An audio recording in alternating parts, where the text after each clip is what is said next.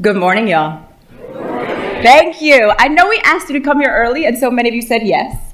I'm pretending that you came here for me, Samantha Tweedy, the new CEO of the Black Economic Alliance. But I recognize you're actually here early for Representative Jeffries. So I am going to just quickly introduce him, and then you'll hear a little bit more from me later. You all are a remarkable group of leaders across the public, the private, the philanthropic sectors. And we're so glad and we're so grateful that you came today to spend the day with us to build consensus around the leading solutions to advance work, wages, and wealth for the Black community. We could think of no better way to kick off the day than with Minority Leader Hakeem Jeffries, in conversation with distinguished journalist Jonathan Capehart. Leader Jeffries' election as the first Black lawmaker to lead a party in Congress was historic, and it was also incredibly meaningful for Black Americans and for all America. We're grateful for his long-standing partnership with the Black Economic Alliance, and we're very, very excited for him to share some words for us today about what it means to build a work, wages, and wealth agenda for Black Americans. So please help me in welcoming to the stage Minority Leader Jeffries and Jonathan Capehart, and I'll be back in a moment.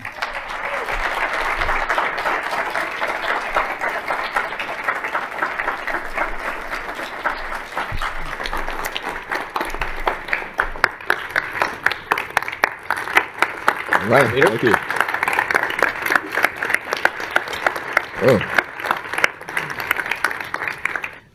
Leader Jeffries, thank you very much for being here and for doing this. So we got to take care of a little business first, because it's Tuesday. We are in New York City,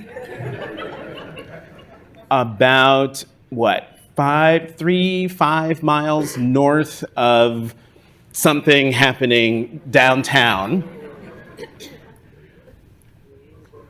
As a New Yorker, as an American, just your thoughts on the events over the weekend and a former president sending out a social media post that said not only was he going to be arrested today, but calling for protests. Well, we went from 0 to 60 real fast. But because everybody in this room cannot look at you and not think, what's he going to say? So let's just get it out of the way. Well, Jonathan, thank you. It's great to be here with you, and certainly I want to get to the question. Samantha, Charles, Tony, BEA, really appreciate all your incredible work in this very important summit. It was extraordinary over the weekend, but we've seen sort of extraordinary, unprecedented departures from normalcy and decency from the former president of the United States of America. It's dangerous. He's playing with fire, and we've seen this happen. I've experienced it myself on the floor of the House of Representatives during the January 6th insurrection in 2021. And I think that America as a nation is anchored in the principle of the rule of law, not the rule of any one particular individual. George Washington, in the very beginning, after he finished his first 2 terms, voluntarily walked away, and in his farewell address to the nation, said that the Constitution is sacredly obligatory upon all. That means everybody. That includes former presidents, because no one is above the law. And, it's my hope that any demonstrations consistent with the First Amendment are peaceful. The American people have a right to express themselves, but express themselves in a nonviolent fashion. And I expect that the Manhattan DA, along with the federal prosecutors and the state attorney general and everybody else, the Georgia prosecutor, everybody else who may be investigating the former president or his allies in connection with possible violations of the law, follow the facts, apply the law, are guided by the Constitution, and then present the information to the American people and let the justice system run its course. Okay, let's get to the business of why we are actually sitting here today. And the question before us is right there on the screen. What does a work, wages, wealth agenda look like? You are the Democratic leader in the House of Representatives. What does it look like? Well, I think for me, it means, full employment for the American people, certainly the African American community in America. I think the great American dream should mean that if you work hard, play by the rules, should be able to provide a comfortable living for yourself, for your family, educate your children, purchase a home, hopefully one day retire with grace and with dignity. And it's certainly the case that for far too many African Americans, that American dream has been out of reach in the most robust way possible. And I think it's important that BEA has looked at, with intentionality, how do you leverage the power of your collective entrepreneurship and impact and intellect to solve some of these challenges that have economically vexed the African American community from the very beginning. And so, full employment, meaningful employment, work, meaningful wages certainly are critical aspects of taking a substantial step forward in terms of economic empowerment for our community, for the American people writ large. And then in terms of wealth, to me, the most meaningful way that wealth has been transferred from one generation to the next in America has been home ownership.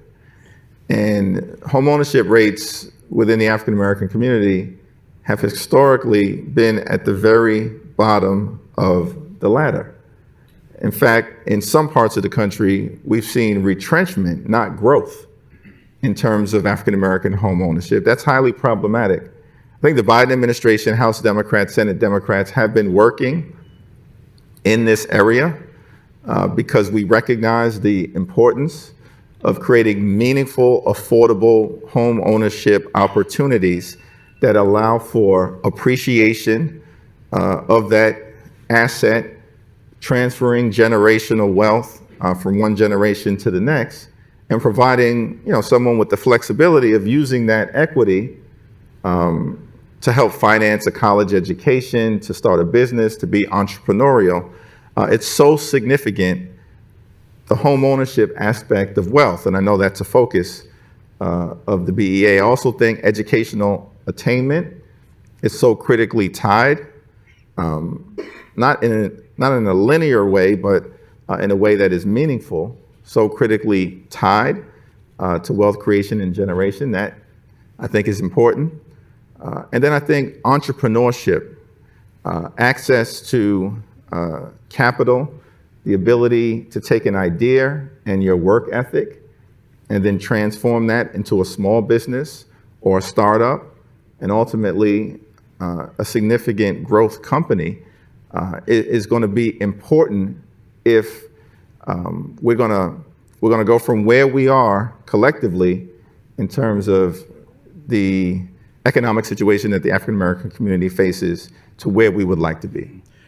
So that's the role of government. That's the role of the Democratic Party agenda. But we're in a room filled with business leaders, philanthropic leaders, and others. What's their role in work, wages, and wealth? Well, I definitely think that this is not a challenge that government alone can solve. It's an all-hands-on-deck approach.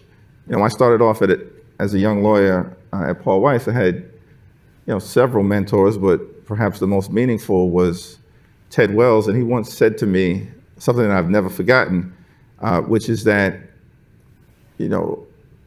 one of the things that will help our community eventually get to a better place is if more of us follow the ethic of learn, earn, and return. And, I think that in many ways, learn, earn, return is what BEA represents. It's what this room represents. That we do have a responsibility and obligation upon being successful to help then translate that success for broader community empowerment. That's for the good of the community. That's for the good of African Americans. That's for the good of the nation. Because you can't have a situation where, one collective, meaningful group of people within the country is traditionally lagging behind on all of these key economic indicators. It ultimately will undermine the economic growth potential of the entire nation. And the good news is, I think a lot of policymakers, a lot of business leaders, a lot of corporate executives increasingly understand that. And this was crystallized during the pandemic, and the fact that the fragile nature of the condition that so many African Americans found themselves in was exacerbated during the pandemic, but exposed for the American people. And then you couple that with continuing injustices, as clearly evidenced by what happened with Breonna Taylor and then George Floyd, I think have presented a moment where a lot of enlightened people across the country, within the community, but beyond the community, have realized the importance of leaning in and building public and private solutions to addressing the challenges economically facing African Americans. And you, excuse me, you just mentioned a moment ago you were a young lawyer, excuse me, at Paul Weiss. That was when we first met way back. Talk about how your own personal journey from being that young lawyer, and even before then, how that has informed your approach to leadership now.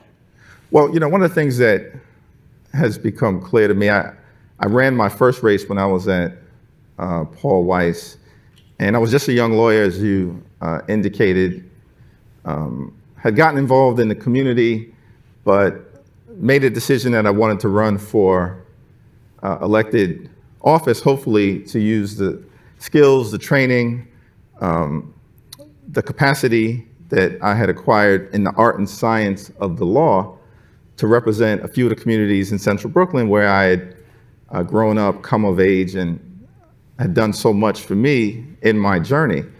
But I was just this young lawyer. I had no name recognition, no money in the bank, no prior political involvement. I was running against a 20-year incumbent who was backed by the Brooklyn Democratic machine, as you recall, Albany political establishment.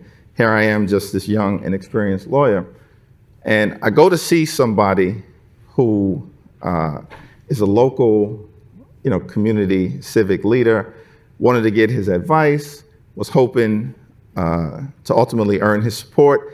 And I'll never forget, at the end of that conversation, he says to me, "Hakeem, well, you seem like a good young man, but let me ask you a question. What exactly is your electoral base?" And I had a quizzical look on my face. He said, "How many people can you count on to vote for you on election day?" I'd actually never thought about that question, but tried to think quickly on my feet. I said, "Well, I can count on two people, myself and my wife." And then I thought about that answer for a moment. And I realized that even that calculation might be a little bit shaky. Because Jonathan, on any given night, if a brother wasn't doing the right thing at home, I could suffer a 50% erosion of my electoral base.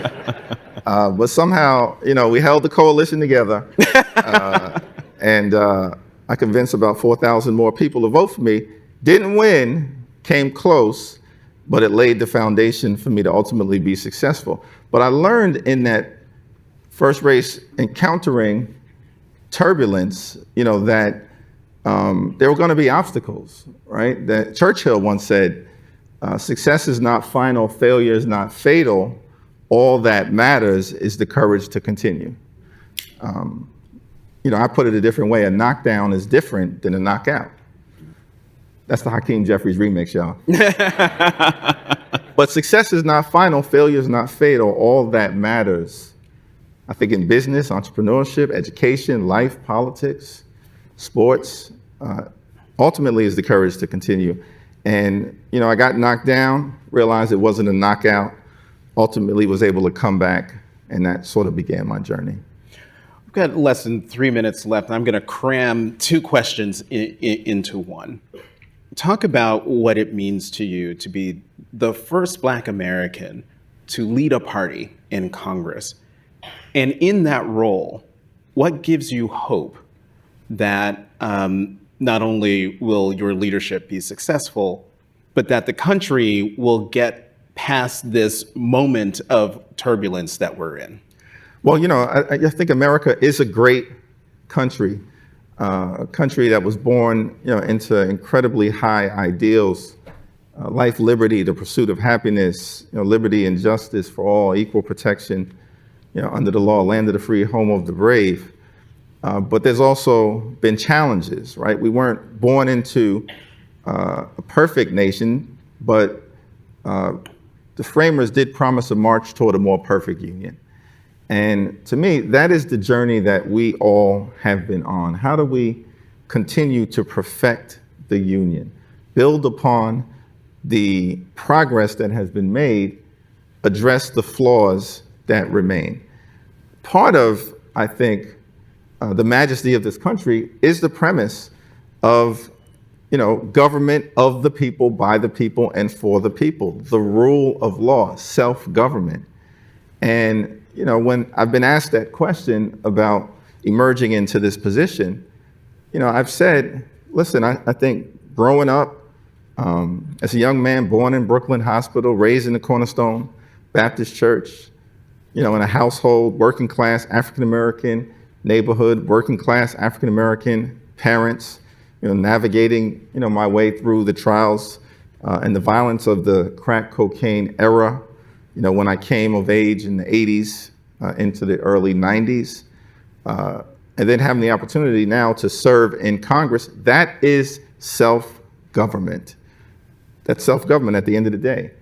And I think the House in particular, we pride ourselves on being the institution closest to the American people and bringing your life experiences to that representation now in a leadership capacity, and feeling a sense of responsibility to work with all of you, work with BEA, work with thought leaders across the country to really try and make a big difference in the lives of those from communities like the ones I'm privileged to represent right now in Central Brooklyn and South Brooklyn, but communities like mine all across America, and for the good of the American people, regardless of race or zip code or region, location in the country.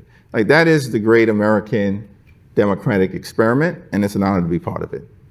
House Minority Leader Hakeem Jeffries, thank you very much for the conversation. Thank you. Thank you. Thank you, Doctor. Appreciate you. See you, man.